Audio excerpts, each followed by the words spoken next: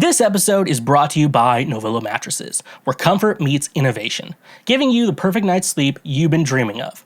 Are you tired of tossing and turning all night, struggling to find a comfortable position? Look no further than Novilla Mattresses, the ultimate sleep solution designed with your comfort in mind. Experience the luxury of a good night's sleep with Novilla's advanced mattress technology. Their mattresses are crafted using the finest materials, providing the perfect balance of support and softness. Whether you prefer a plush feel or a firmer surface, Novilla has a mattress that caters to your unique sleep preference. But what sets Novilla apart from the rest? It's their commitment to innovation and quality. Each mattress is thoughtfully engineered to provide optimal spinal alignment, reducing pressure points, and ensuring you wake up feeling refreshed and rejuvenated every morning. Say goodbye to restless nights and hello to blissful sleep with Novilla's cutting-edge cooling technology. Their mattresses are designed to regulate temperature, keeping you cool and comfortable throughout the night. No more waking up in a sweat, just pure, uninterrupted sleep. Worried about allergens and dust mites? Don't be. Novilla mattresses are hypoallergenic and resistant to common allergens, ensuring a healthier sleep environment for you and your loved ones. And here's the best part. Novilla is committed to affordability. They believe that everyone deserves a great night's sleep without breaking the bank. That's why their mattresses are competitively priced, giving you the best value for your money. But don't just take our word for it. Join the thousands of satisfied customers who have already made the switch to Novilla. Even when your mom comes to my place, just know she's getting a great night's sleep, among other things. Experience the difference for yourself and discover what it truly means to sleep like you've never slept before. Using promo code Schweezy or the link in our description, you can save 10% off any purchase you make through Novilla directly. Ready to transform your sleep experience? Visit their website today and choose the Novilla mattress that suits your needs. Your journey to a better night's sleep starts now with Novilla mattresses. And a reminder, when you use our links, you directly support this show. When you want it the most, there's no easy way out. When you're ready to go and your heart's left in doubt, don't give up on your faith, but come to those who believe it, and that's the way it is. That's the way it is. Hello. What is going on, my fellow Schwoke Lords? What is up? Welcome to yet another episode of Cancel Schweezy, the Lord's trademark favorite podcast. What's up? What's going on, everyone? It's Thanksgiving week. We made it to Thanksgiving. I think if you're like a college student or you go to a good school, you probably have the week off. If you go to a shit school, you may have 2 days. Maybe 3. I don't know. I think about it like, I'm a substitute teacher now. So, I'm basically a real teacher. And, I'm like, I just, for being the guy who has to like come in when teachers are gone, and usually when the teachers are gone is kind of like, let's make sure shit doesn't fall apart. And that's where I come in and be like, hey, this is what the teacher wants you to do today. You have, you're obviously in this class. You have, the time period to do this. Figure it out, and let's just pretend like this is normal. And we go back to what we are. But I don't know. In my mind, and just thinking about it, like 2 days of school and then a break, like, do we really need those 2 days? And let's just think about it. What's going to happen those 2 days? Nothing. Like, the teachers aren't going to do much. Maybe the smart teacher would be like, okay, we have a test on the Tuesday. Maybe on the Monday we can study for it and then go for it. I know as like the substitute, I was told, we're sorry, we got to do it right. I was told that I think you're not supposed to call out the day before a break. And, with being a teacher, though, it's like you get Christmas, you get the Christmas break off. Like, you at least get a week between you get at least Christmas Eve, Christmas Day, and New Year's Eve, New Year's Day off. So, just work those days. I get it when it's like, oh, it's December 24th. Oh my God, people are calling out of work. They don't want to work on Christmas Eve. I get that shit, but when it's like, oh, it's December 20th and you're supposed to go into work, I'm like, I want to just go into work. But also, for the substitute teachers who need Christmas money, just fucking call out. I don't know. What's up? I'm trying a new thing with my hair. The volume will still be there, but I don't know. I don't know what I'm doing. I'm going to try some new things out with it and just see what it forms into, and then go back to my barber and then decide what I want to do with it. I don't know. He was telling me like a story about he's a private person, so I'll leave him at that. That, like his high school age daughter, he's like, you have to kiss me goodnight when you go to bed. And I've always been like, I don't know, kissing has always been a sexual thing to me. Even as like a little kid, like my parents would kiss me. I'm like, I don't like that. Once I figured out how to talk, I'm like, I don't like that. And the one time my parents were respectful of my boundaries was that. And yeah, I don't know. It is very, I don't know. Maybe, do you think kissing is that? But he was, it is a smart move on like a parent's part, like your kids come home and you're like, give me a kiss goodnight. And to check like the breath of like your child, just make sure they weren't drinking or whatever. But also, I'm pretty sure they could. I don't know. Like, I didn't drink in high school. My first drink was at 20. Like, I think it was legit. The first time I got drunk was 20. I think I may have tried a beer 19, like 1 or 2 months before I turned 20. I think that was it. So, I'm not the coolest example, but no, my dad, like, he, rest in peace, Papa Schweg. You will, I got to do the thing right. You will be missed, Dad. He slept so fucking light, and I was like, I'm not sneaking out, I was smart enough. I knew how light of a sleeper he was back then. I was like, you know what? I don't think I'm going to attempt to do this, And also, my parents gave me a curfew. I think, at least by junior year, I think when in high school, I've always had, like, okay curfew times.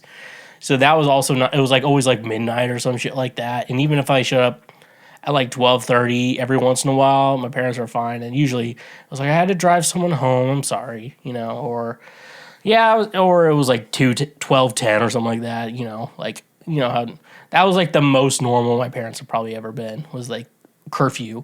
I also didn't just abuse that shit, so I figured out pretty quickly. I'm like, I can't sneak out because Dad sleeps too light, and also like my curfew is at midnight, and even for adults, you're like, that's pretty late. Like it was like I say, my parents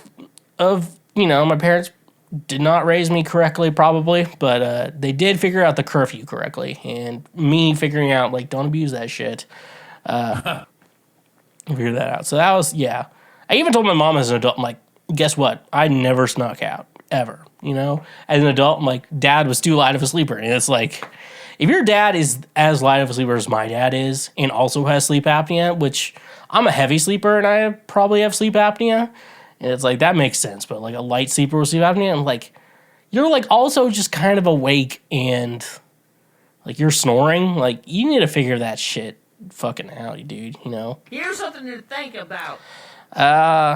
Other stories, yeah, no. I gotta watch as a substitute teacher who mainly substitutes music classes, I gotta see all my kids do their their fall musical. It was Legally Blonde. How much do I want to, like, tell? I need to, like, not... I try to keep the substitute teacher stuff, but like it's the most like I do have music stories, and like it's weird how like teaching 20 hours a week is more interesting than like, yeah, I played a gig last weekend, and you're like, oh, strippers and hookers, you're like, no, like the kids are more interesting than like whatever the fuck gigs I've been playing the weekend prior. But they did Legally Blonde, and I wish I could tell you all about every kid's performance. They did good. They did a good job. Their lead, who I have heard sing before, exceeded my expectations of what I was going to see. So I was very excited about that. I need to make sure I tell her that. I have a bad problem It's like I'm apparently I'm apparently a perfectionist. Because apparently. And this is according to my therapist, so she's always right. And I have a bad time, with criticism, and criticizing myself is always bad, but like also giving good compliments to others, is also a problem that I have. It's been a problem with friendships, okay? If you're my friend and we play together and I continue to play with you, just I hope you know them. Like, I think you're good.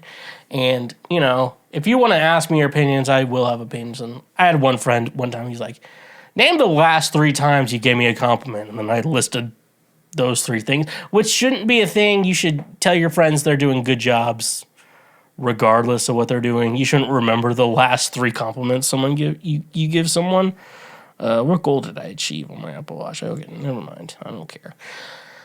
So yeah, that's the thing. But no, they did really good. I enjoyed their performance. All I expected them to do was entertain me, and they entertained me. I do have more stories that I don't think I can share over the internet. But they did good. The big problem I had with the whole thing was, so it was Legally Blonde. So Elle, she has a dog, in the movie.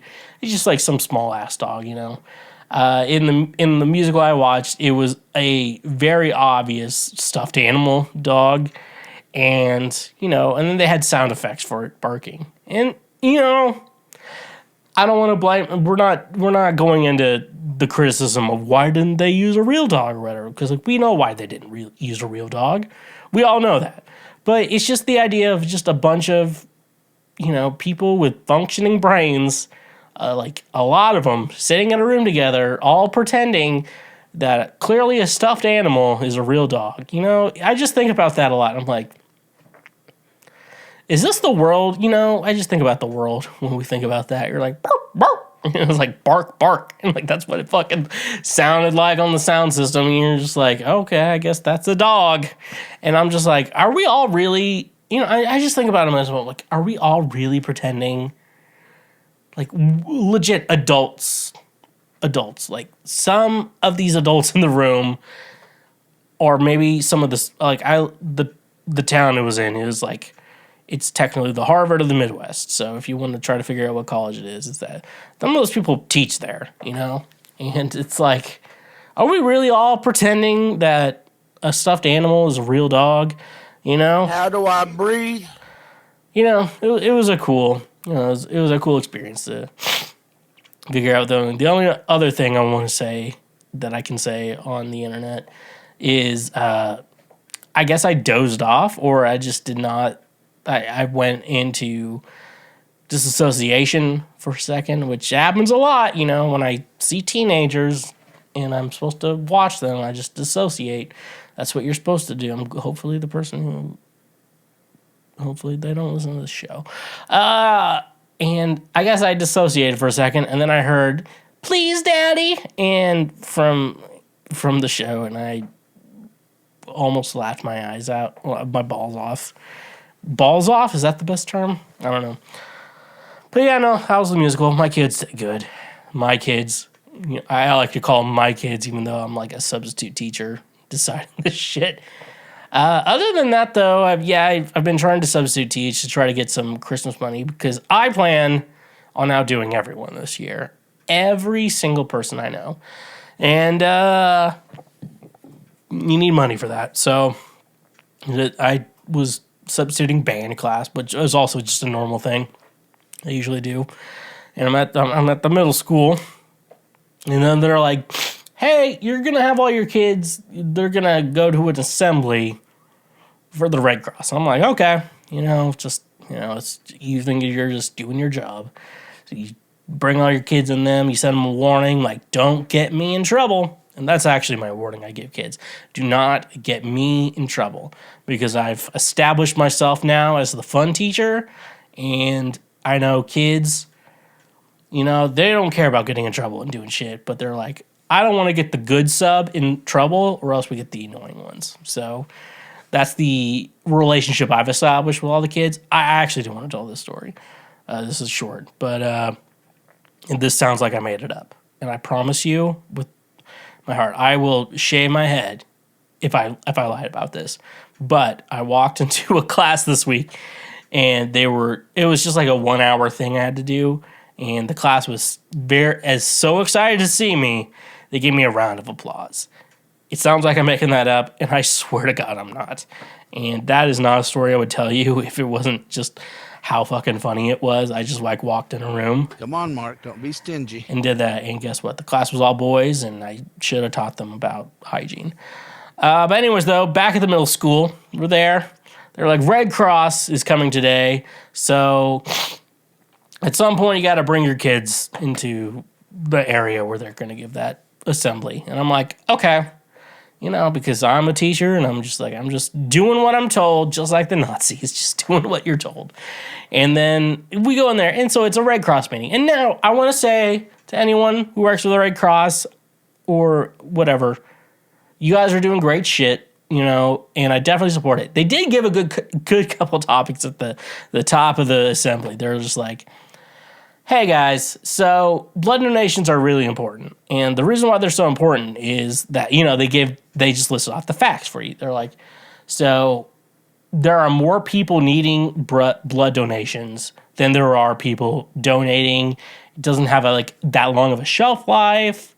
So we don't really have extras, to give over. So we're always needing this. That's why, it always seems like a blood drive is going on. Good, solid topics. That's a way, this person definitely knows how to recruit people for to donate blood. And even though, and I listened to the beginning of it, I'm like, maybe I should donate blood. That sounds like something I need to do. And then we continued the assembly, and and they were like, you have to be 16 to donate blood. We're at middle school. Assuming no one was held back, the oldest age we should have is 14. Okay? None of these kids are allowed to donate blood. But, donating blood is a really good thing. So I would say, hey, here's a flyer, give it to your parents. And then maybe they'll tell people, okay, maybe that works. Maybe that could have been a 10-minute thing during class. Someone came in, told you to do that, pass it out. No, then they decided, but you also need to remember all the things that would disqualify someone from donating blood. I kind of know this because I am 30 years old. 14 years and younger would not know that. So they're like, all right, you need to remember this, kids. If you have high blood pressure, if you have too much iron in your blood, if you're sick, and they give off a couple more things. They're like, you're not eligible to donate blood. What? I'm like, I heard the list of things. I'm like, even me, I'm not going to remember that shit. So, I don't think you expect kids to remember it. And, yeah, that's when the kids stop paying attention, obviously, because they're just like, oh, there's, the call to action, but I am not the call to the action. And then the kids, they started talking. None of my kids got in trouble. I just want to mention, none of my kids got in trouble, okay? I gave them that warning, do not get me in trouble. They all listened to it, and I was very proud of that class. A lot of kids got sent to the office, though, and then I think the assistant principal came up and she's like, you really? She's going to talk about this 8th grade class, and going to talk about how bad it was. And then I am trying not to lose my shit. I have a friend right next to me, or not far from me, who I went to high school with, who is now another music teacher, that I'm also trying not to laugh. The other teacher's dissociating in the back, like I should have probably been doing. I'm trying not to laugh, just because giving children unrealistic expectations and getting mad that they don't meet those unrealistic expectations is just gonna make me laugh out of my mind. Because I'm trying to think back here and think about how assemblies when I was in middle school, and I've talked to a lot of other people my age about this. Middle school assemblies are so fucking unhinged, dude. My cousin was telling me yesterday that they just let a bald eagle loose in their gym, just let it fly around. Now, like, the eagle's probably not going to hurt anyone, but, like, kids will antagonize animals and not know any better. It's kind of just one of those things growing up. Either you see videos and shit like that. They had Animal Planet for my parents, shit like that. I remember when I was a kid, they always just had a guy. He just brought in a bunch of snakes and reptiles and shit like that. And, snakes are, realistically, I know about snakes. And, like, snakes, assuming they're not venomous, they're pretty chill. Like, if you're going on a hike and you see a snake, and most likely you'll see it, like, running away because it's so fucking scared, because it can't hear, can barely see, no arms, no legs. Like, snakes are always fucking scared of everything, And that's why, like, the venomous ones are a problem, because, like, they're like, well, I guess this is the fight for my life, That's why you get, like, the rattlesnakes, and you're like, oh boy, And so, yeah. Middle school assemblies are so fucking unhinged, and 1 out of every 4 middle school assemblies are just going to be a lecture from the principal. It's like, how poorly behaved you were. I'm just like, so this is to everyone. I don't think middle school principals listen to this podcast. I wish you did. You would have a lot of fun, and you would actually learn about the real world and help your students survive in the real world. But if you're a middle school principal, or I don't know, because I've figured out now that the teachers aren't in charge of assemblies. They're just like, we're told to, I'm just, we're just like the Nazis, and we're just doing what we're told. Just sending kids to somewhere and have them listen to it and be the worst kids, be their worst selves possible. So my advice to everyone, don't set unrealistic expectations for actual children, because they will not meet them. Set realistic expectations. You expect them to, like, do better than. That's been the nice thing about, like, what I've been doing with, like, these music kids. It's like they're exceeding my expectations, and I've been very happy about that. And I think their teachers have also been very happy about. I'm like, I expected to do this, but they're actually doing a lot better than I thought they would be doing. And I think that's what a teacher wants to hear. So anyways, here's our call to action. Are you listening to my music under Schweezy? Oh, brother, this guy stinks! Because that's where you can find me and all my music, under Schweezy. It's like the cancel Schweezy, you just take out the cancel part. And social media at TheSchweezy, because I'm like Ohio State, TheSchweezy. So definitely go check that stuff out. I just want to make sure you're following me, because definitely if you're like, I wonder when they're doing new shit, and I'm like, that's where I post. I do new shit. So definitely go check that out. Patreon, we have Cash App, we have PayPal. All of those are great ways to make donations. In part, I don't know if I should count them as donations, but if you donate there, if you're like, I would like to support the show, I hate every single sponsor that you have. This is just a great way to, even something similar, like if you just like one-time donation of like $5 a month, I'm like, thank you so much for that. Like that, you think about like the monthly cost of like the audio platforms and shit like that. I'm like, this is perfect. Thank you. Definitely do that. But remember all the free shit you can do. Go to YouTube for those that are listening, and make sure you're subscribed over there. Leave a comment on, like, we do specific things. Like, please leave a comment there. I really like feedback, even if you're like, you're gay, but then you like actually leave a real comment, or like, I actually really want to hear that, because a lot of this stuff is discussions, and so I do really want to hear back from you guys, and a lot of you are really nice. I have to admit, I get a lot of nice comments, and then or a lot of like, I actually enjoyed reading this. Thank you so much for leaving this insight on my post, and then some of you are assholes, and so do what you need to do. All press is good press. Obviously, basically, all the YouTube shit you're supposed to do, but leave a review, give us a rating, or whatever. I am not. Is this scrolling? Yep. All right, here we go. So thank you so much for that. We can move on to previous week right now. What is previous week right now? It's the news last week from a guy like me. This is the type of guy you get. So I have been rambling, so let's just jump into it.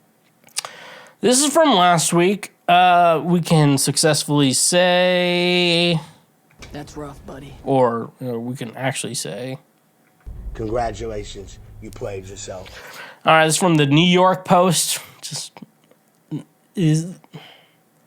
I know the New York Post, it's like real news, but not the news everyone needs. So I know who New York Post is. So we go over them a lot, but yeah. Woman with Kevin forehead tattoo admits it was fake with a PSA about regret. Remember we talked about this last week and I said she was on drugs, and guess what? Congratulations, you played yourself. Woman with Kevin okay, let's start it. It was two Ghazi. Man proposes and God disposes. Sorry, folks. I'm going to start this over. It was two Ghazi all along. A UK woman who sparked outrage after inking her boyfriend's name tattooed on her face has since admitted that it was a hoax and that she was actually trying to discourage youngsters from getting inked. She detailed her alleged tat phishing scam in a TikTok video with over 21 million views. I regret my tattoo, but not this one because this is actually not a real tattoo. Anna Stanskovsky, 27, declares in the video reveal. Accompanying footage shows the Londoner using a rag to wipe away her forehead tattoo, which features the first name of her boyfriend, Kevin Freshwater.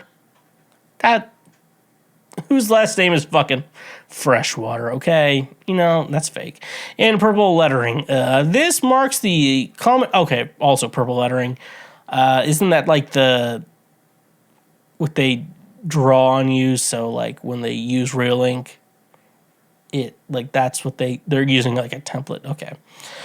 This marks the culmination of a ludicrous saga that began a week ago after Stanskovsky filmed herself appearing to get the ill-advised ink job at a local parlor.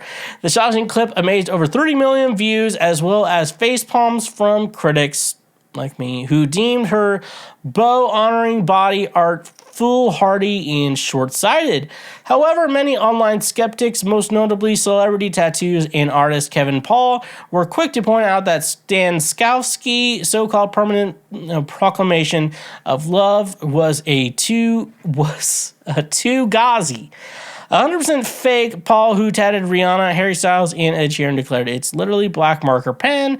Blah, blah, blah. Her skin was raised, and then everyone's going, okay.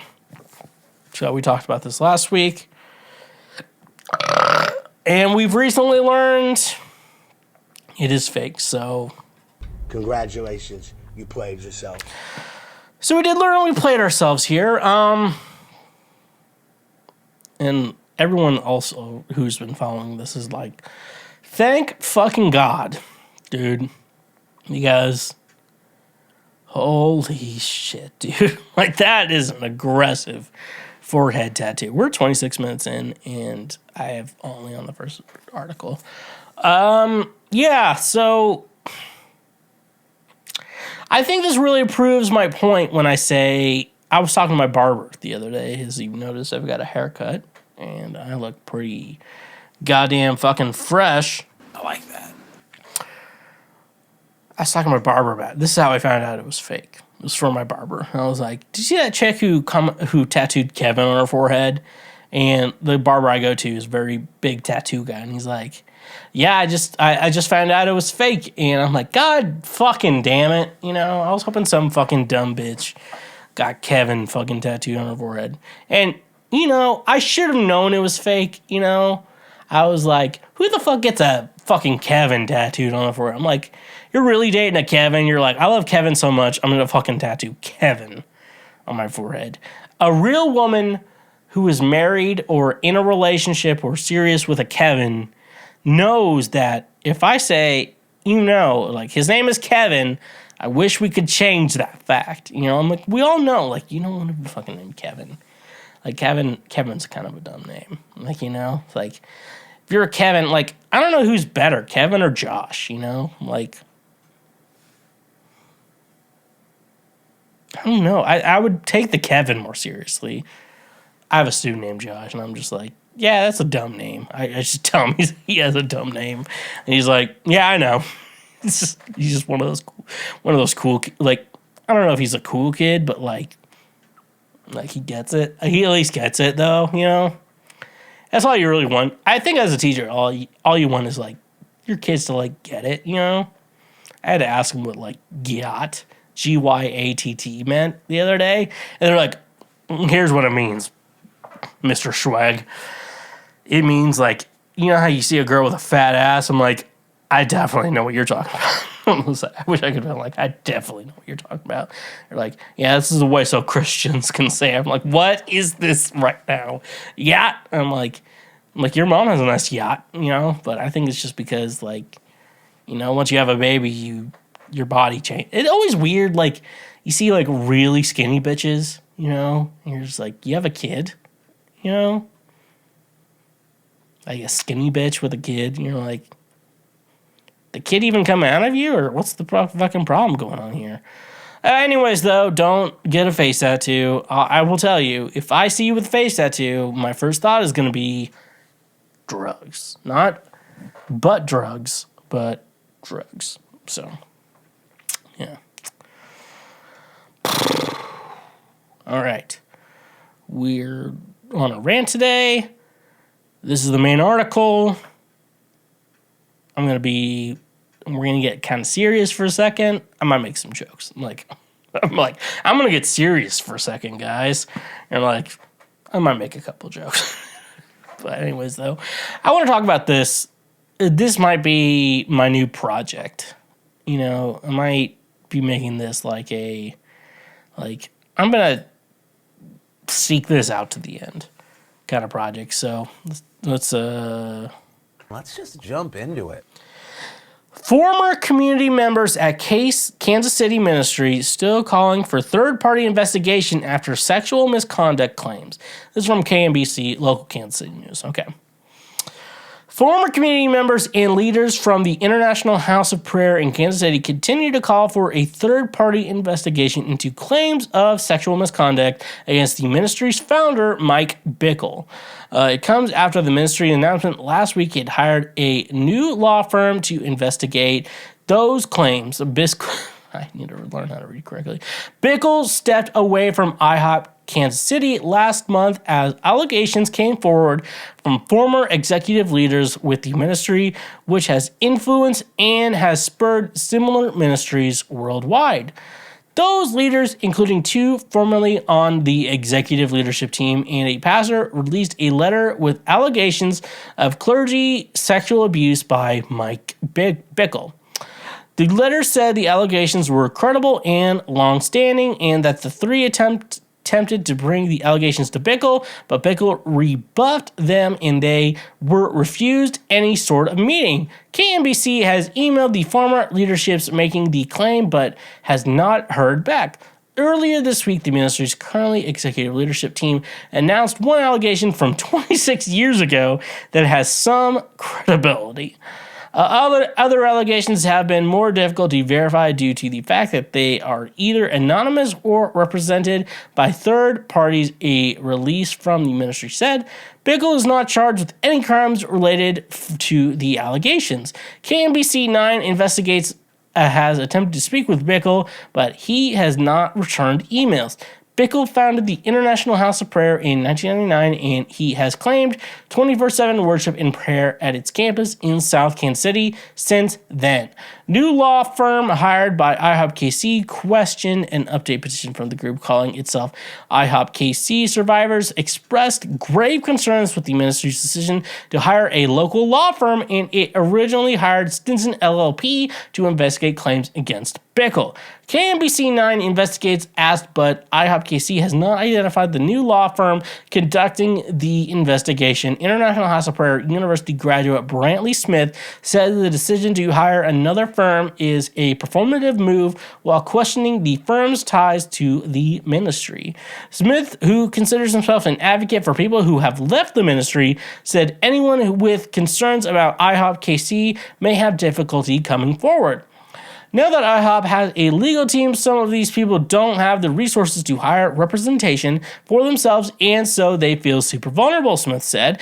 The original petition created last Wednesday by the former community members at the International House of Prayer said IHOP Kansas City's hiring of a law firm does not create an impartial review of the allegation and facts. The petition called for hiring Grace, a firm with a record of investigating claims of sexual misconduct in church settings. An email to Grace Wednesday was not immediately returned. Another former staff member of IHOPKC told KMBC 9 investigates he does not trust the new law firm either. Okay. They paint the picture that it was like they were taking a step in the right direction when really it's the same step, it's a lateral step, said Jono Pollard. Pollard started with IHOP Kansas City in 2005, left the ministry in 2016. They need to stop bringing in their own investigation team, Pollard said. KNBC has asked for an updated statement from IHOP Kansas City in relation to the claims of former community members about the investigation. In a statement Friday, IHOP Kansas City said its new law firm had started reaching out to alleged victims. IHOP Kansas City is committed to investigating any allegations of abuse in our organization in a way that honors privacy, safety, and due process. The statement said, "It is our sincere desire to serve and assist every alleged victim in order to see the truth and light come forth during this sensitive and challenging time." IHOP Kansas City was founded in 1999 and 20 full-time intercessory missionaries in May of 1999 and September of 1999. The ministry extended to a full 24/7 schedule of worship and prayer. Okay, so I do have to mention here, I don't have a direct connection to this group, but I do want to talk about how I know many people who are a part of who I want to call IHOP Kansas City. I'll just make it that easy. That's how I'm going to talk about it for the most part. And overall, I think we can all concern that Mike Bickle, according to the facts that have come out, is not a good person. He reminds me of Chris Columbus, the director of like Home Alone and Harry Potter, the first two Harry Potters. I don't know. I'm just looking at him. I'm looking at a picture of him right now. I'm on his like Wikipedia page right now because I do want to say, you know, I've had a lot of friends come forward and have been talking about this a lot. Not to me, but I've just been seeing a lot of Facebook posts and stuff like that talking about shit like this. And, you know, I'm new to this. You know, I've heard stories of what people talk about IHOP Kansas City, you know. I hate that I have to call it IHOP because I like IHOP. The restaurant, they have been slacking in the 2010s, but yeah. But I'm looking at Mike Bickle, and there's a darkness hidden. You know, I'm looking at him. There's a darkness hidden. I'm looking at his Wikipedia page right now, and I've noticed that you know, my favorite thing about going through someone's Wikipedia page is seeing just like controversy or anything like that, or reception or something similar to that. I looked at both the IHOP Kansas City Wikipedia page and Mike Bickle's Wikipedia page, and it's a direct copy and paste of this statement that I'm looking at. On October 28th, 2023, news broke that Mike Bickle faced allegations of sexual abuse from several women over a span of decades. The next day, International House of Prayer announced that Bickle had been removed from leadership and that the church had contracted Stinson LLP to conduct an investigation. Following a viral petition for IHOP Kansas City to choose Grace to lead the investigation, the church broke its contract with Stinson LLP and chose a local Kansas City law firm to lead the investigation. I've looked into Grace, that organization. I like them. I do not know anything else about them, so I did not talk about them. It looks like I'm also looking at they have not been hired, but Grace probably should be hired. Grace is very much from what I've looked at about Grace, GRACE, it's just the name of the company. They're very big on like, let's end abuse in church, and I'm very much for that.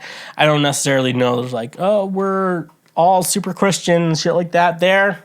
I don't know anything else about them, but I saw their statements. I agree with them, but however, they're not the ones contracted to this. I have decided to put it upon myself that Cancel Schweezy is going to be doing an investigation over IHOP Kansas City. I'm not as big as some of these other people doing it, but I know a lot of people who have been involved with them as a ministry. I know a friend who did like the music with them, or multiple friends who've done music with them. I mean, that's the majority of my friends I know who are associated with this.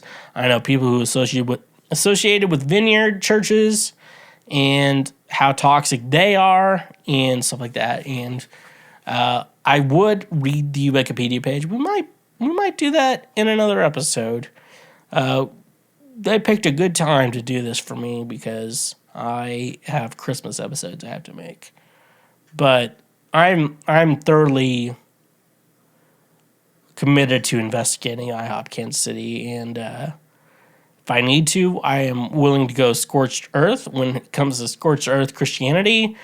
You know, I guess I'm technically agnostic, where I'm just like, the idea that someone decides to know how the world works or how the universe works, or like beings that are so powerful that you can't comprehend them, I may be there, but at the end of the day, what I would like to see is just churches not have abuse.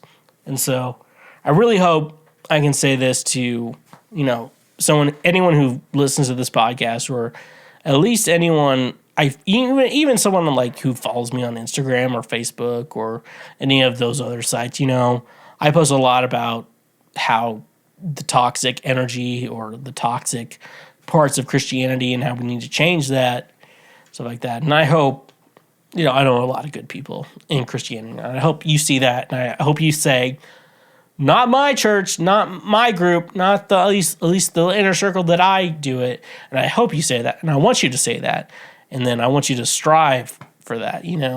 I feel like when ex-evangelicals like me see shit like that, I want the people who still believe in me, like, not my group, not my group. We don't do that.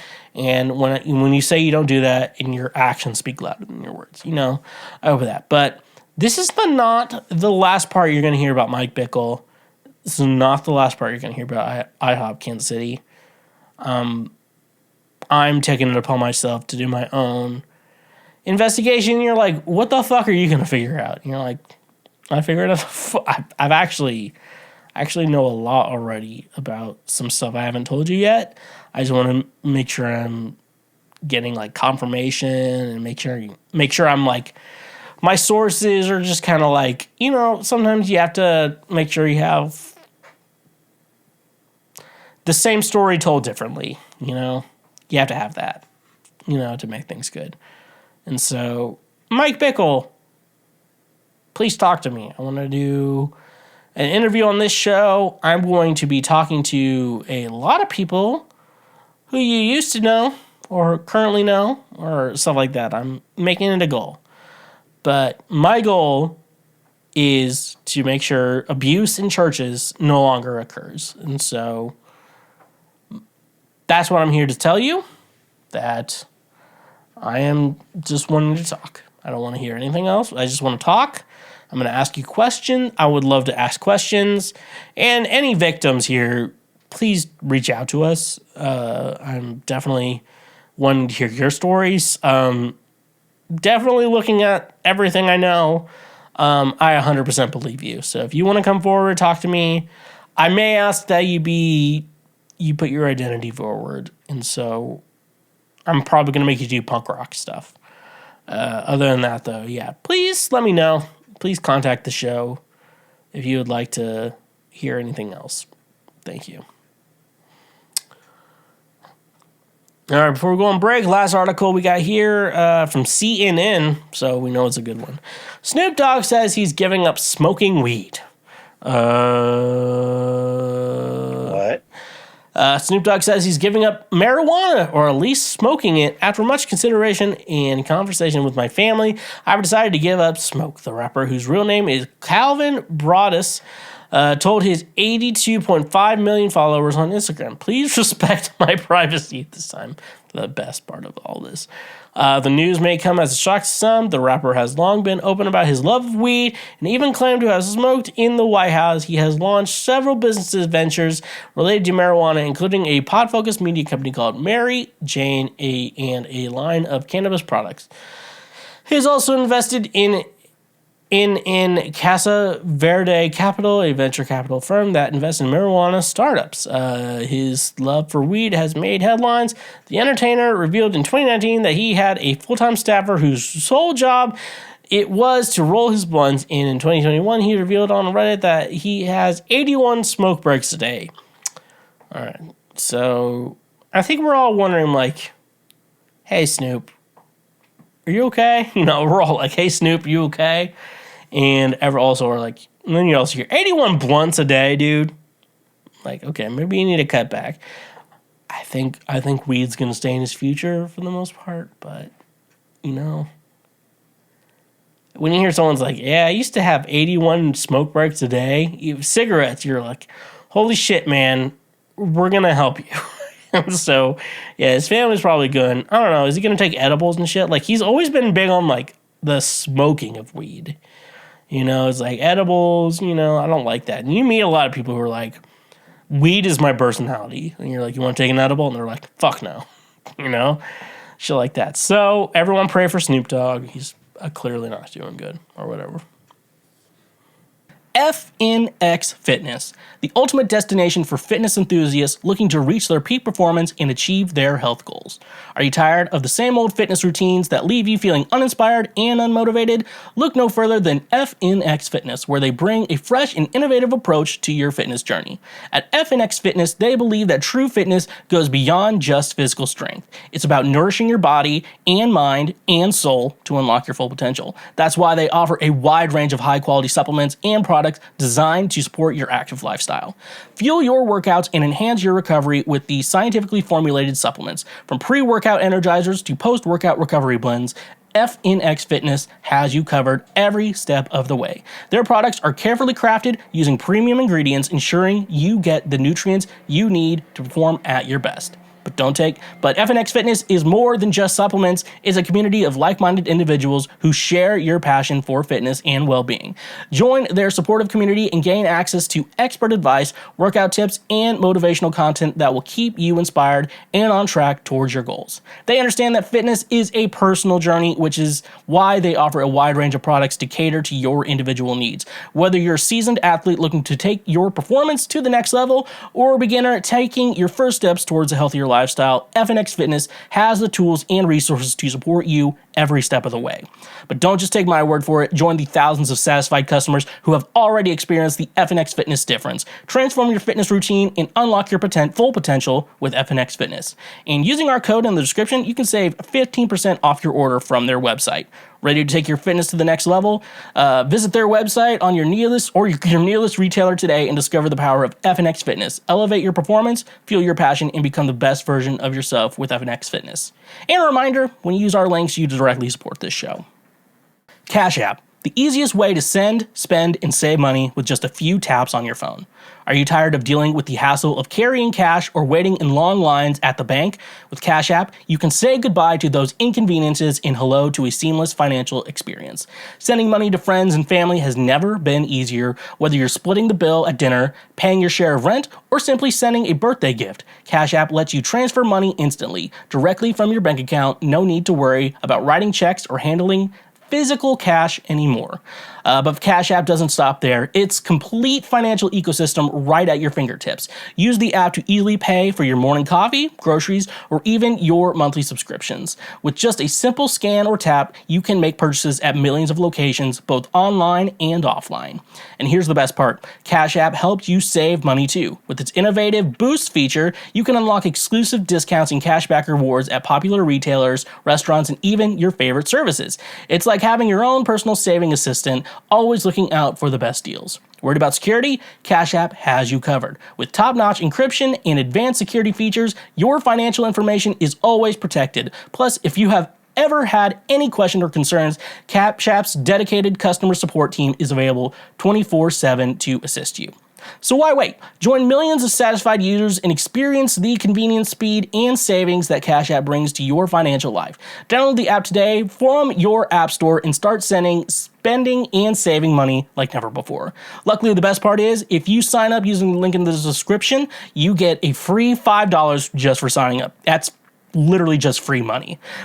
So join Cash App today. The future of money is here. And when you use our links, you directly support this show.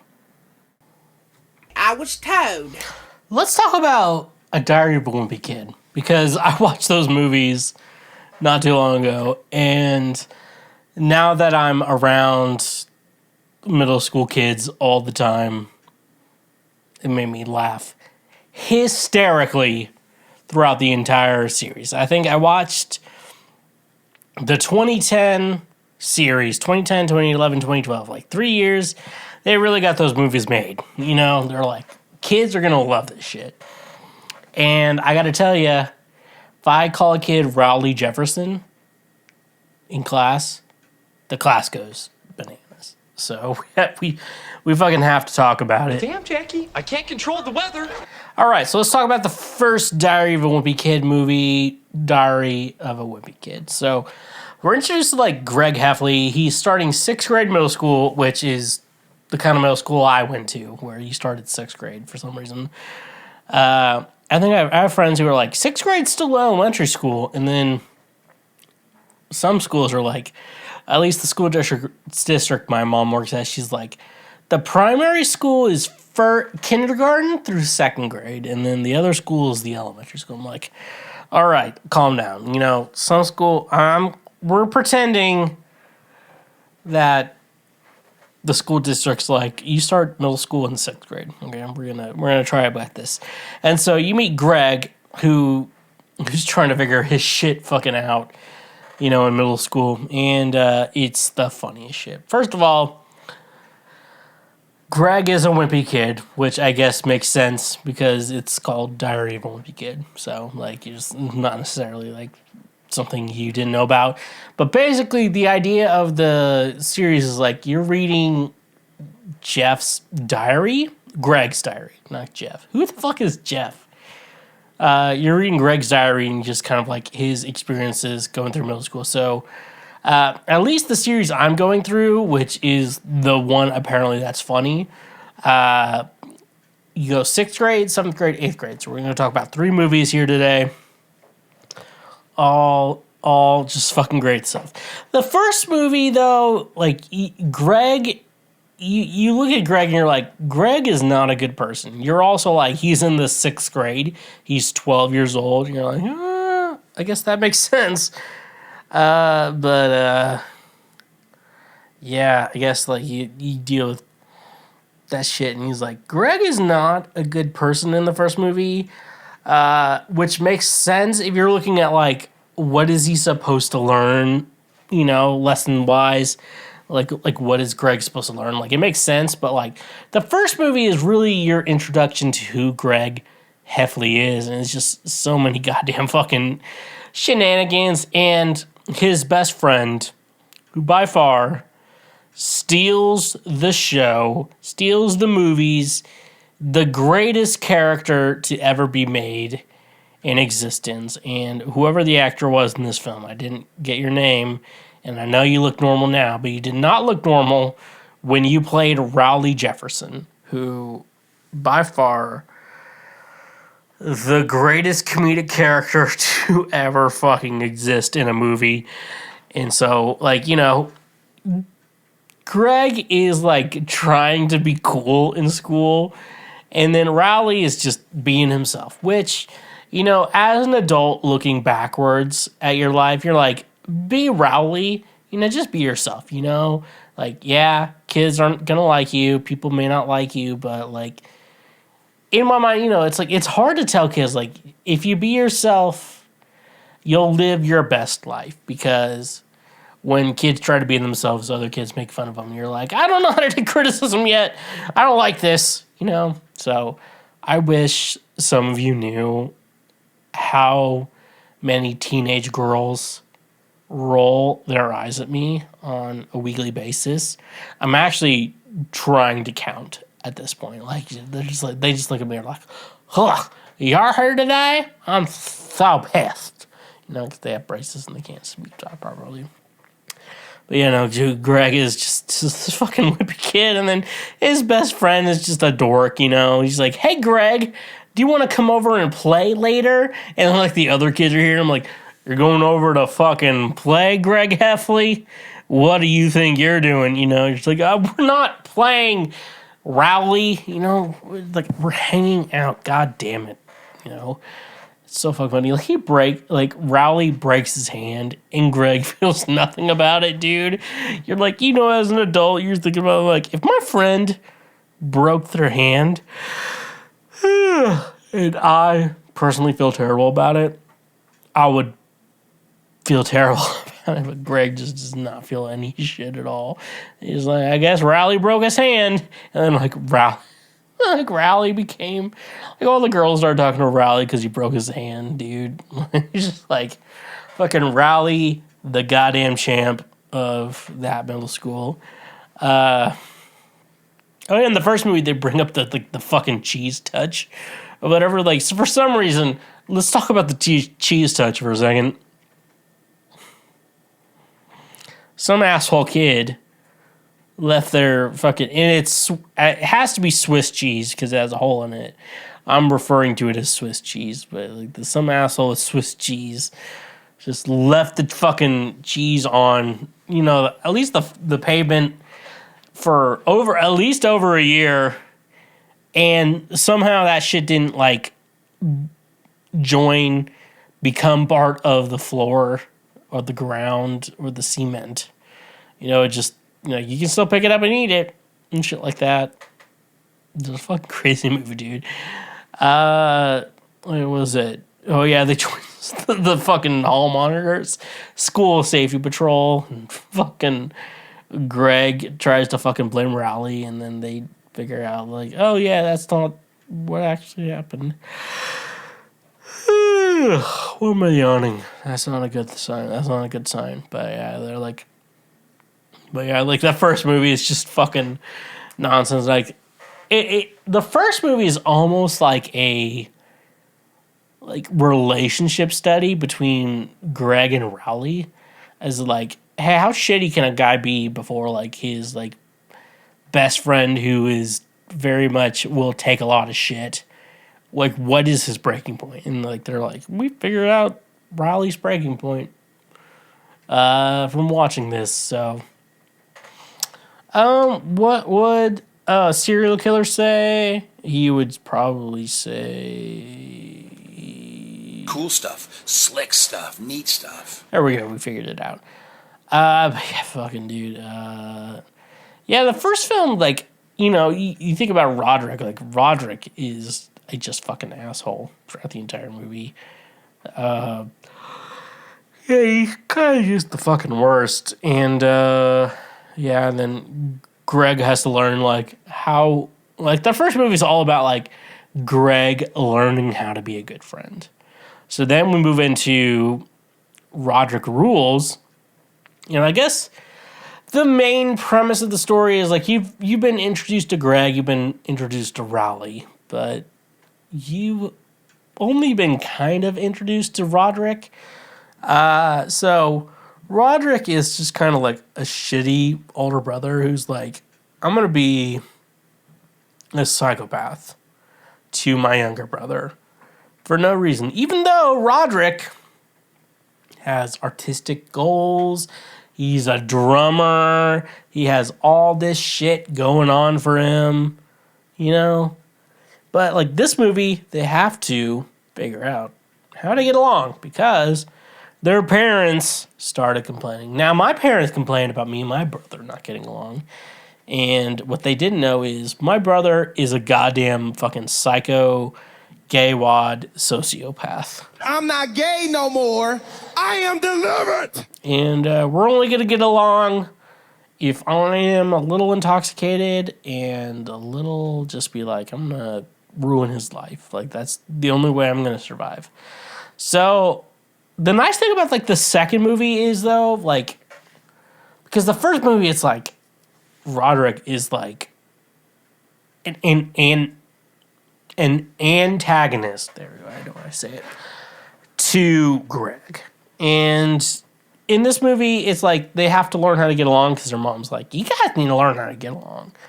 Unlike my mom, who's just like, I have one favorite, and that favorite gets to pick on the other one. So she's like, why are you not getting along? God damn. To deal with my fucking mom, dude. Some of you, I feel like Greg would definitely thrive with my parents versus what I had to fucking do. No, Greg would not survive with my parents. So if my older brother was Roderick and me, my character, would be Greg, that kid would not survive because my parents would have been like, why can't you be like Greg? Greg is so good. Why can't you be like him? Why do I feel like I have Asian parents at this point? A lot of stuff like that. My favorite part about the second movie, though, was like Greg was like, I'm not playing drums on this one, lead singer, you're going to play drums on this one. If you've never met a lead singer before, I'm going to tell you this.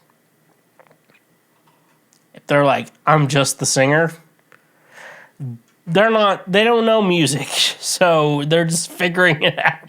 So if you're the drummer in a band and you're like, oh, we got this shit pretty fucking tight, and then you're like, I'm gonna sing now, you're gonna play drums, like, that shit's gonna be a disaster. But with what they did, he sang Baby to a chick who was like clearly not into it, and you're like, she's trying to be into it, but the entire fucking birthday is a disaster, dude. And it's like, you ruined this chick's, like, he was just playing at a Sweet 16, and like Greg and Rowley are just be like, we're here too. It's just like, you just watch the chaos continue. I fucking love middle school drama. Middle schoolers have the fucking best drama that's ever happened because it's all high stakes and it's all maybe PG-13, barely, and it's all barely PG-13, so all their drama is just perfect.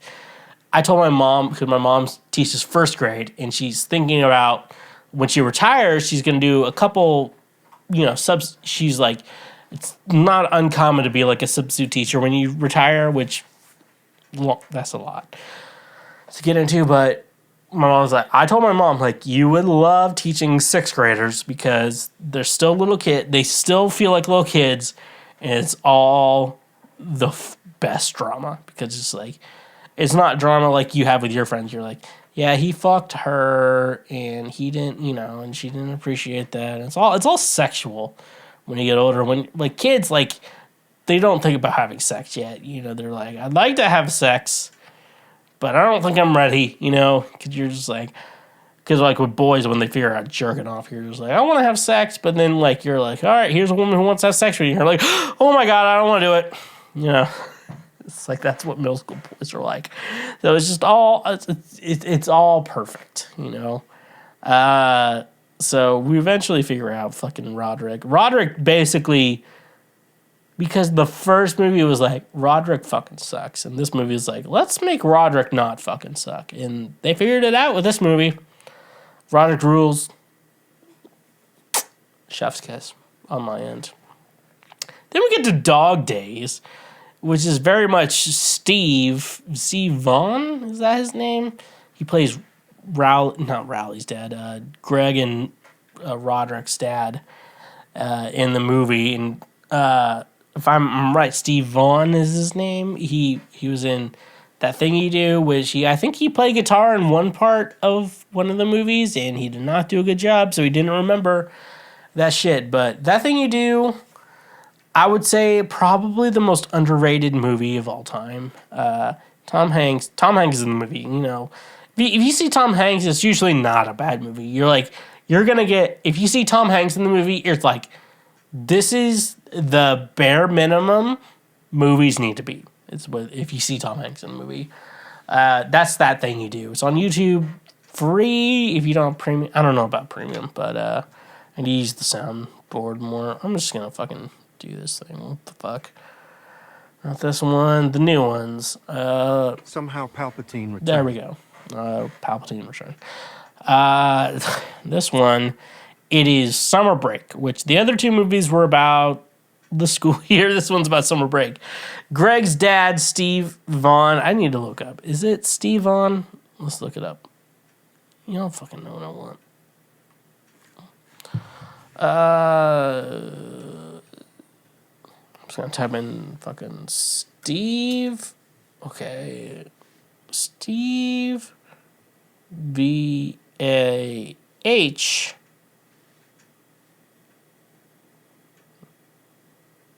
I think I'm right. I think it's actual fucking Steve Vaughn. Yep, that's him. There's like one guy in the middle who's really ripped. He got married a year after I was born, dude. And he's still with that shit. What a legend. Also in Saving Silverman too, Ash. In that, you know, That Thing You Do. Anyways, though, his dad has the complete opposite personality of Greg for some reason, like my dad, and so apparently someone's like, you guys have to figure out how to find shit you like in common, and they're like, camping, and it's like the dad doesn't like camping, and Greg doesn't. Craig is just like, I like playing video games, you know, it's like 2012 by the time this movie comes out, and he's like, I just like playing video games, like, yeah, we figured out video games, at least somewhat, you know, at least to make acceptable video games at that point. And then fucking his dad's just like, we gotta go camping, we gotta do man shit.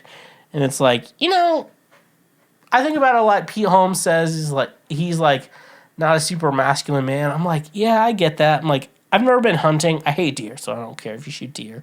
Anyone listen to the show, if you want to shoot a deer, and you're like, I don't want to get in trouble with the government. I'm like, I won't tell. Please just kill as many deer as you fucking possibly see, dude.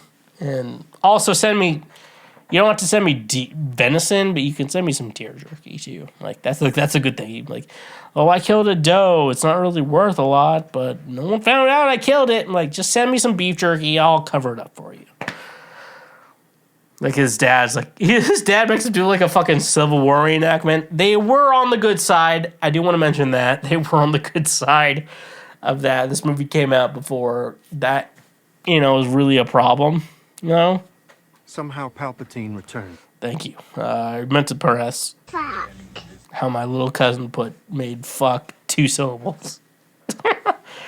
But yeah, so like, Greg doesn't want to like deal with his fucking dad this summer, which I get, you know. If I was 16, oh no, 16 is not a good age. If he probably was like around almost 14, I'll give him 14. Or like if I was 14, you're like, your dad's gonna decide all your activities for the summer. I'd be like, guess what, Dad? I found a job. Just out of nowhere, I found a job. And like he pretended like he went with Rowley's parents have a country club, you know, pass or whatever, and you get one guest, and you know, and then Greg fucking screwed that shit up. He I don't know, man.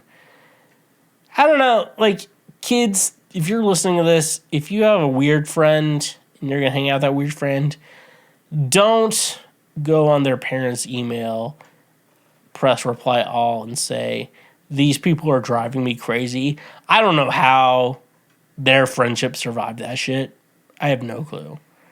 But if I had a friend, if I had a kid and their friend went on my email, pressed, and wanted to reply to every person in my email contact list and said, "These people are driving me crazy. Help me." I probably hit the kid once, not like a lot of times, you know? And I don't want it to be like an adult hitting a kid. It's just like you pissed off another person and you expect to get hit back, you know? Shit like that. So, like, it's all like summer vacation country club. Roderick was sneaking into the club and then Greg was his way in and, you know, fucking shit, you know. Well, who's the fucking chick who is a love interest? She's like an adult now, but she was not an adult then. And it's like, she was perfect then, but now I'm like, can't remember. Anyways, though, yeah, so the third film was all about, like, getting along with your dad or whatever fucking shit, you know? Like, I love my dad. I miss my dad. He's dead now. But, like, if I would be like, you get one more day with your dad, and my dad was like, let's do a Civil War reenactment, I'd be like, Dad, this is your only day on Earth left. We're not going to do a Civil War reenactment. And he would be like, that makes sense, you know? Shit like that. Anyways, though, yeah, Diary of a Wimpy Kid. I probably did not do the best job at describing how great these movies are, but, like, dude, these movies were a fucking time to be at. If you have kids, and it's especially good, like, I know some of you have kids, and it's like, you want to watch a movie with your kids, like, the Diary of a Wimpy Kid movies are perfect for that because they have the humor that adults want, but they made it in a way that kids are allowed to watch it. So, Diary of a Wimpy Kid, the three movies from like 2010, 2011, 2012, those are the movies you need to watch. And definitely some of the best cinema that needs to be have. And you know what? I'm built different. Drizly, the ultimate convenience for all your alcohol needs, delivered right to your doorstep. Tired of making last-minute trips to the liquor store or dealing with crowded aisles and long checkout lines? With Drizly, your favorite drinks are just a few taps away, making your alcohol shopping experience easier and more enjoyable than ever before. Drizly brings the liquor store to you, offering an extensive selection of beer, wine, spirits, and more. Browse their vast catalog of top-quality brands, local favorites, and specialty beverages, all conveniently organized on their user-friendly app or website.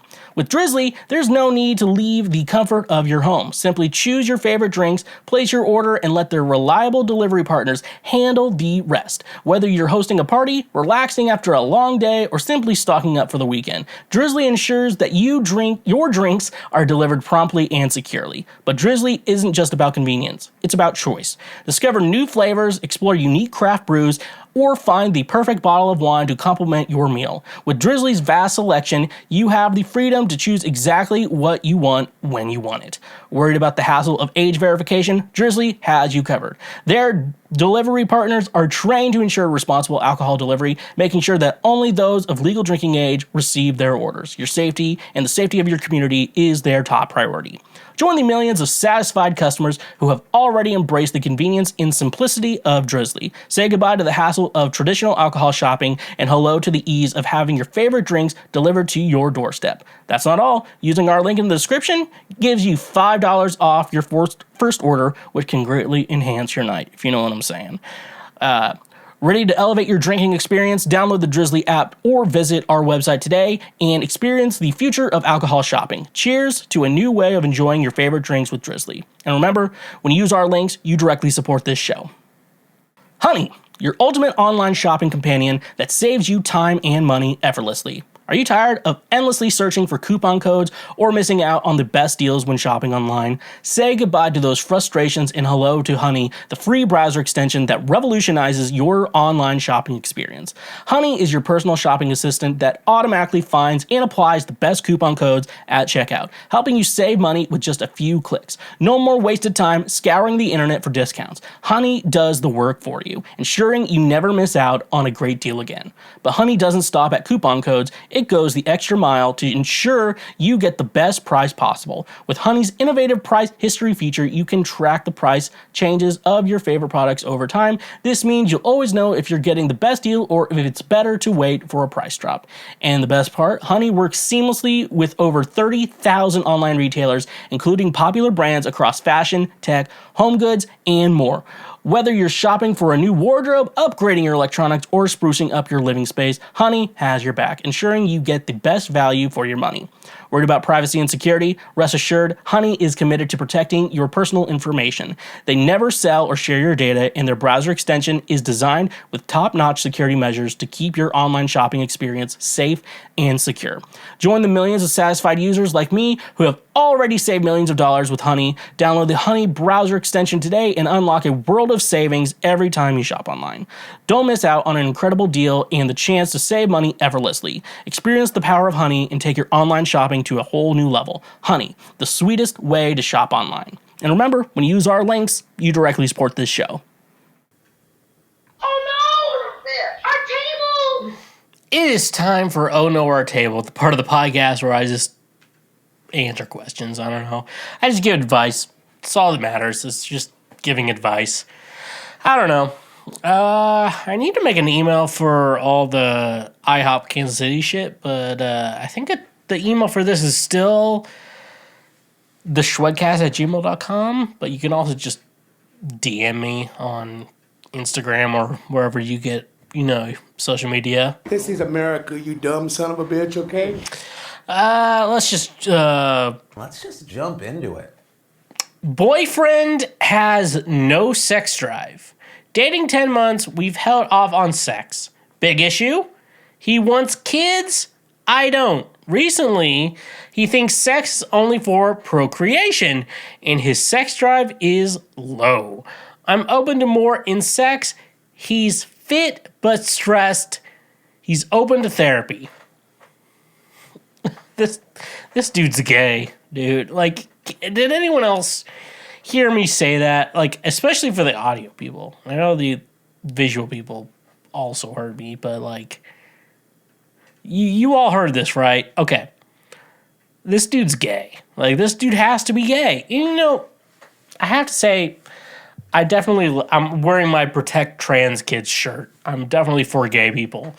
I wish I could do more for, like, I don't know. It's like, I definitely understand, like, coming out has to be, like, the worst thing ever, like,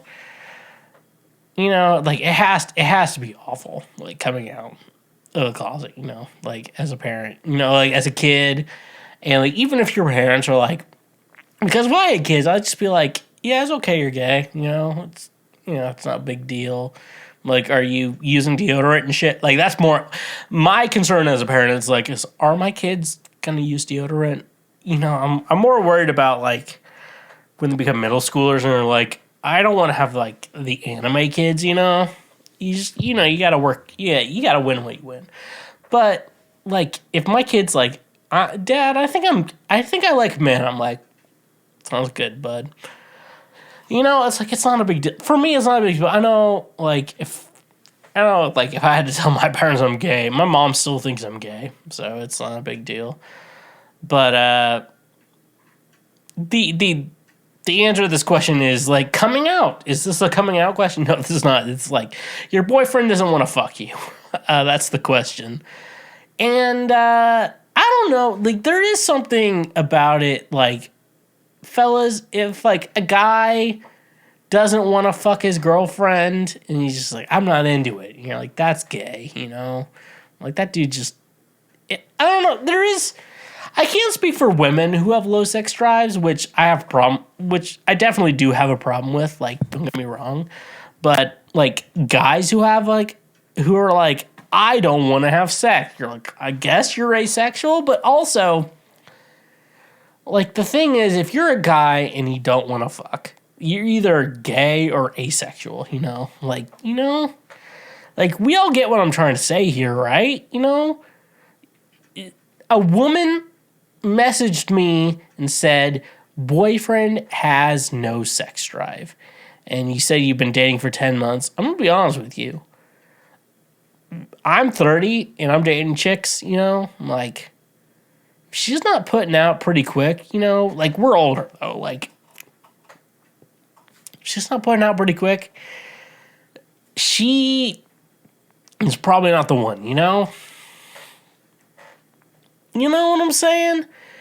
Like, do y'all who don't get what I'm saying get what I'm saying? It's like, guys always want to fuck. So I'm always surprised hearing like a dude be like, I'm just not interested in sex, you know?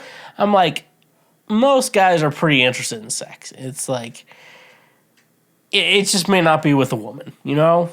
And it's okay, you know? I'd rather have people, like, I'd rather meet people who are just like, I'm gay, I just want to fuck guys, versus people who are like, I have no sex drive, you know? Like, because we know you're lying. You're lying about that shit. We all know you're lying. So, for guys who are like, I have no sex drive, are you gay? It's okay to be gay. Honestly, it's kind of a little bit, I don't know. I've been thinking about, like, butt sex a lot lately, and I'm just like, do we want people to know about butt sex, you know? A long, strange trip it's been. My wife says she's not attracted to or in love with me. Is there hope to change that?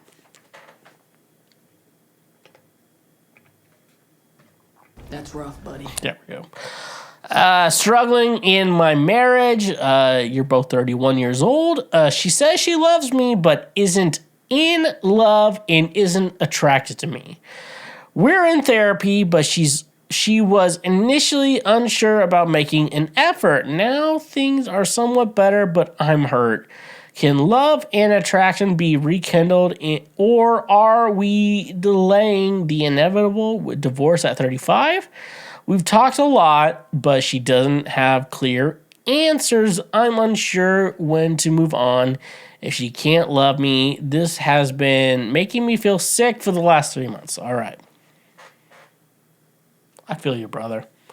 I'm going to try not to be a complete dick to you. I'm going to try to relate to your circumstance and answer the question as a third party. First of all, I guess I would say, just looking at your relationship from what you've told me, do not blame yourself. It sounds like maybe you're not, I don't know. I actually don't know the problem in your relationship.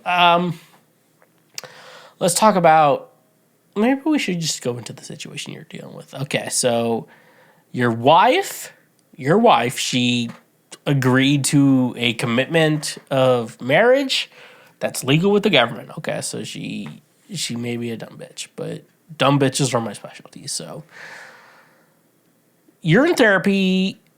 She says she loves you, but she's not in love with you. Okay. So I'm thinking about, I don't know. I'm thinking about marriage and stuff like that. I think about, like, people I know who have good marriages and stuff like that. I actually think my parents had a good marriage and stuff like that. Marriage was their best. If we're going to talk about my parents for a second, we're going to talk about raising children, not very good. Being married, perfect. So that's my parents. So that's my problems in life. It's just like, I just want a perfect marriage like my parents. So she's saying, okay, I'm going to put myself in your shoes. She loves you, but she's not in love with you anymore. So, okay. So there's been a factor in your marriage that's probably caused some problems. Okay. So that's the situation here. There's something's in there that's causing problems.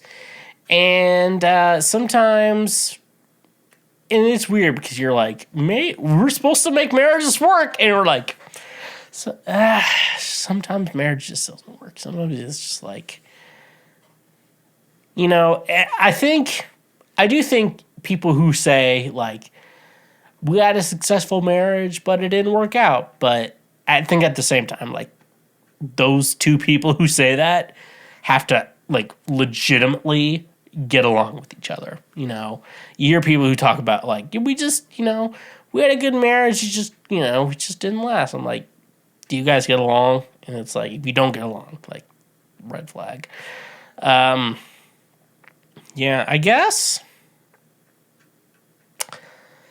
what I would say is, what I'm thinking here as a third party coming in here, like, fully understanding your situation, I would think about, like, what was the breaking point, and then think about, like, what was the initial problem, like, figure out the exact detail of, like, what the problem was, and then go from there. Rest in peace, buddy. Rest in peace. Congratulations, you played yourself.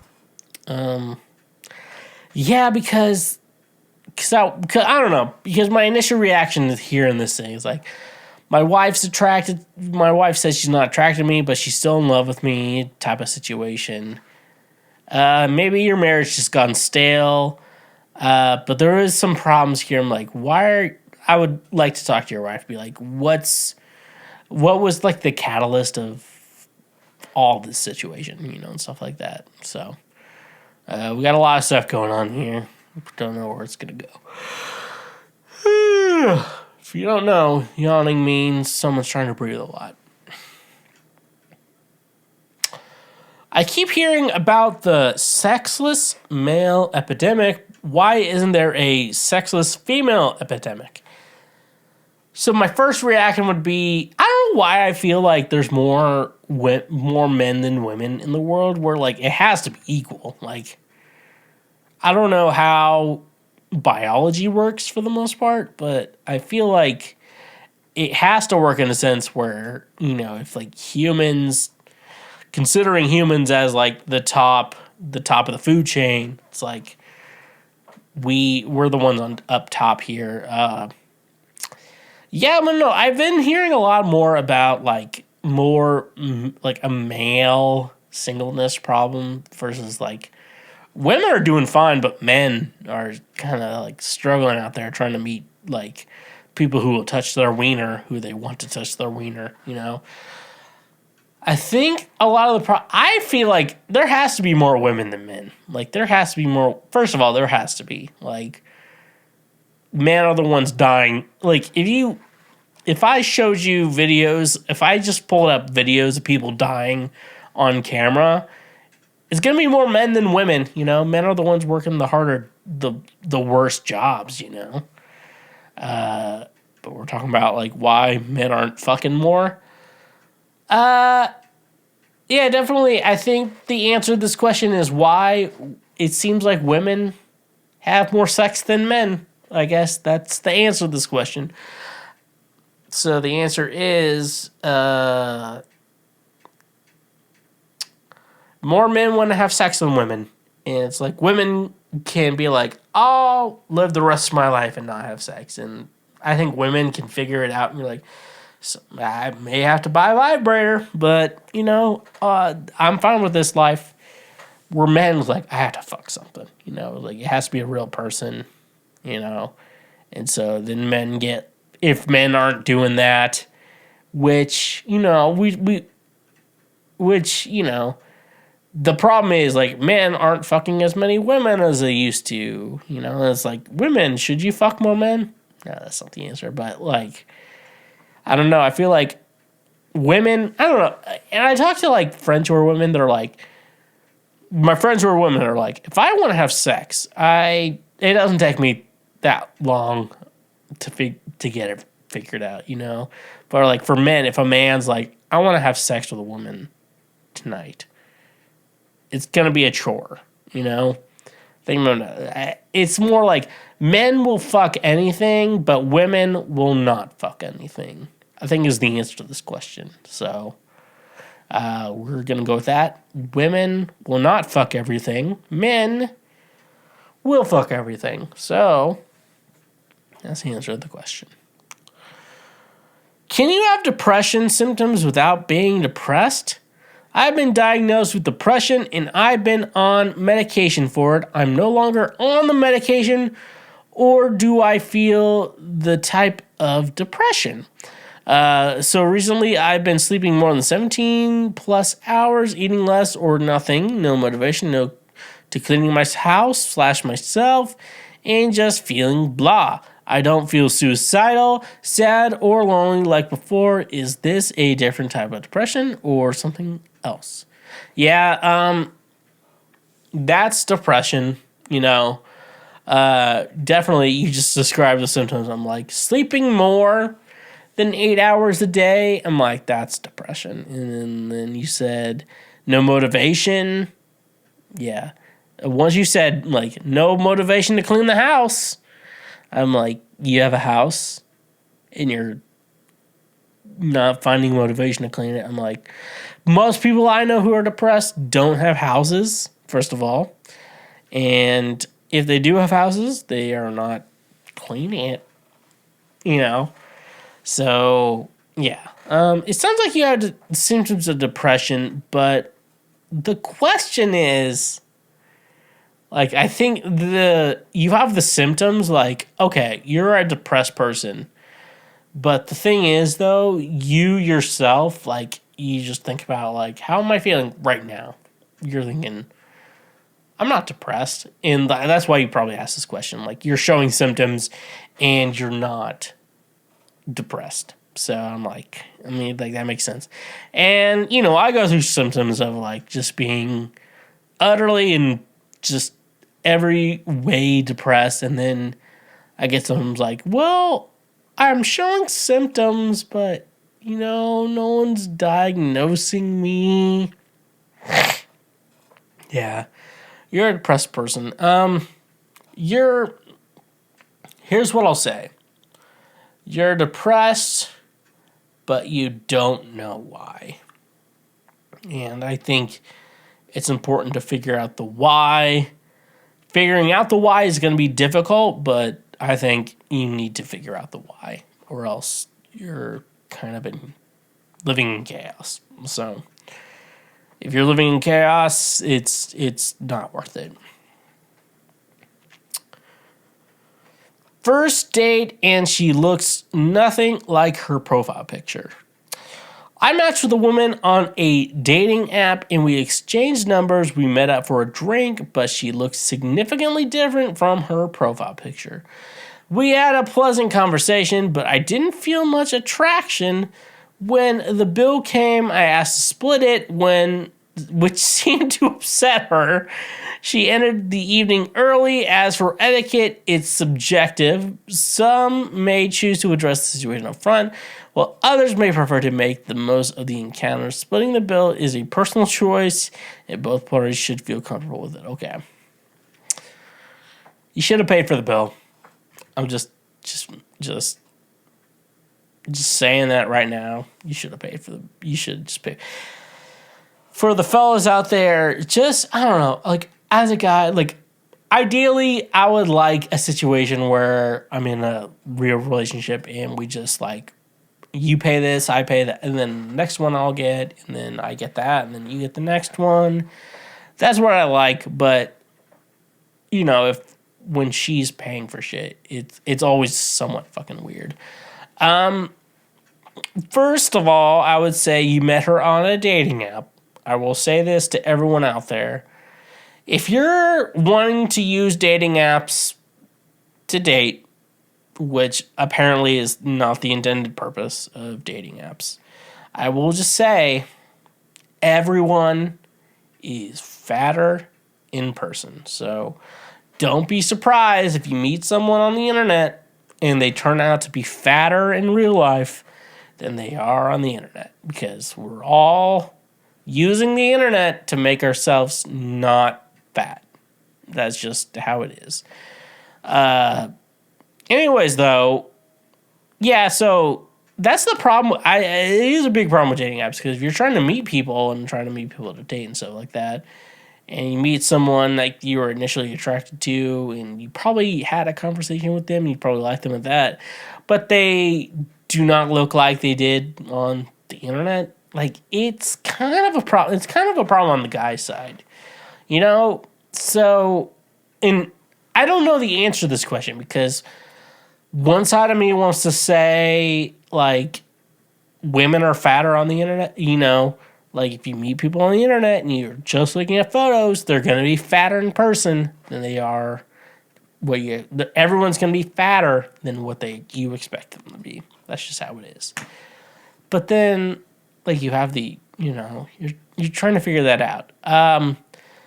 So the answer to the question I think I would best give you, I would say, is, hey, you agreed to go on a date with this person, and I will say you agreed to it only based on multiple photos of her. So you have to remember, if you're going to try to meet people on the internet to date, they're going to be fatter in person than they are in the real world.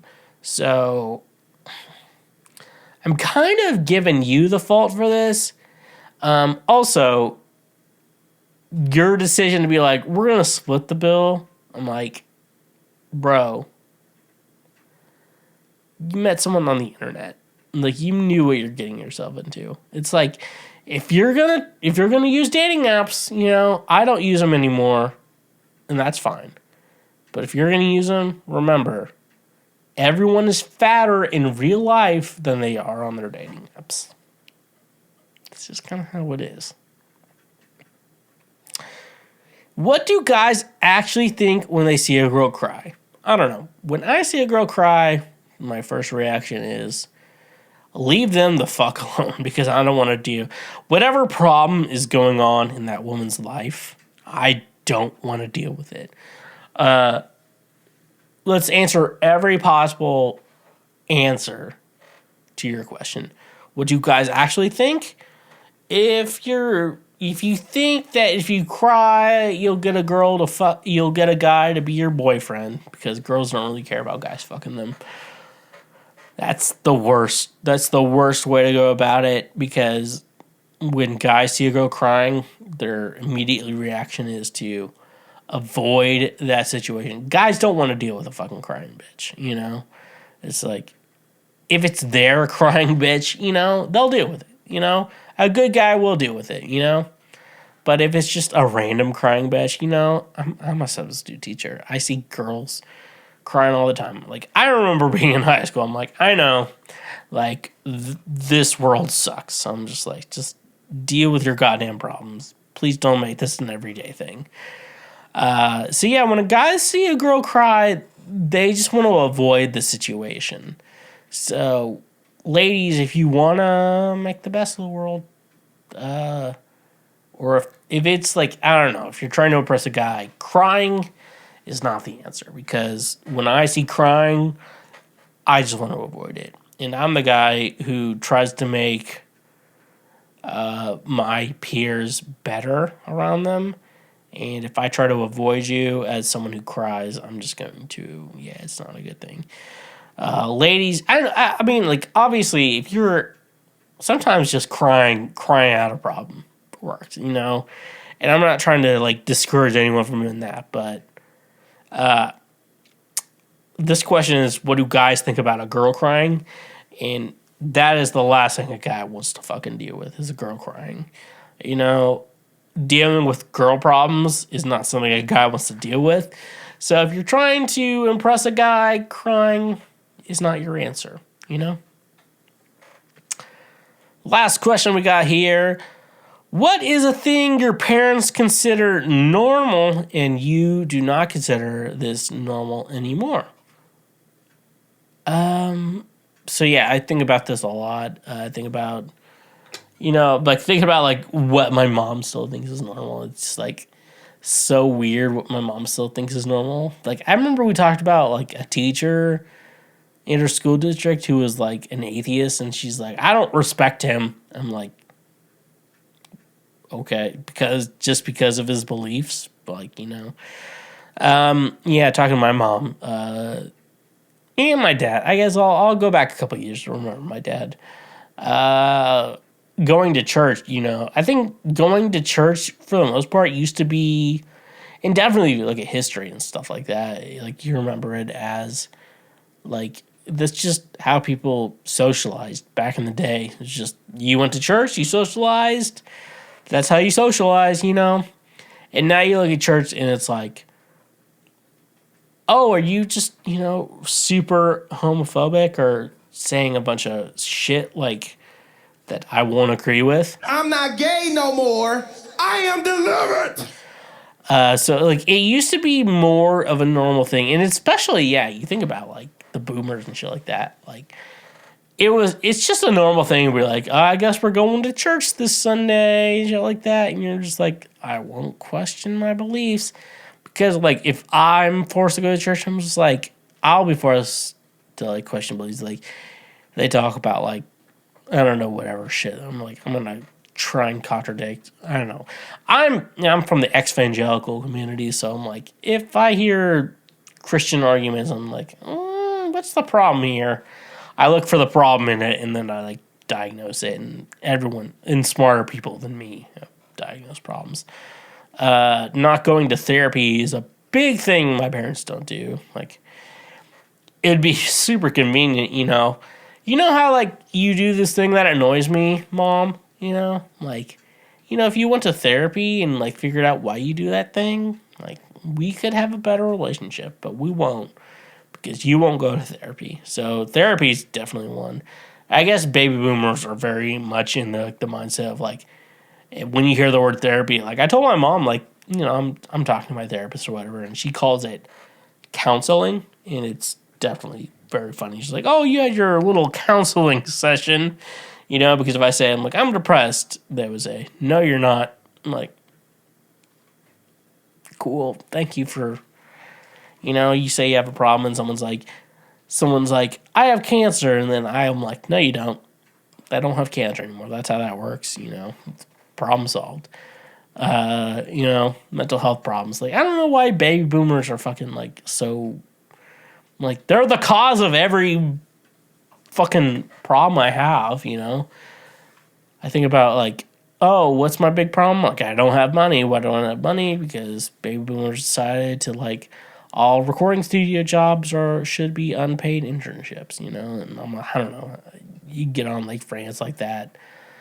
My last thing I'd probably say is like racism and homophobia. It's just like trying to talk to people and you're like, you know, it's not a problem being gay. And you're like, really? You know, I like how I'm looking around. Like, I'll talk about my mom for a second. Like my brother's gay, and I guess it's okay. You know, it's just like, I guess people are gay, you know, God loves everyone, but, like, being gay is still a sin, and it's like, if you're trying to talk to, like, little kids, you know, if you tell little kids about gay marriages, you're just like, sometimes two guys love each other like your mom and dad love each other, and kids is you're like, that makes sense. Okay. That's what most kids are like. According to my mom, though, if you're going to explain gay marriage, you have to explain what butt fucking is.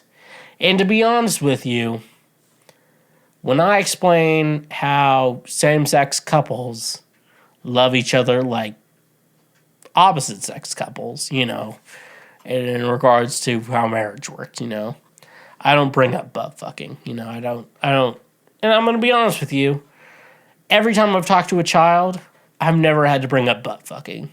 So, for all the evangelicals out there who are worried, who are like, I like gay people, but I don't know how to talk to it to my kids. I'm going to tell you this right now.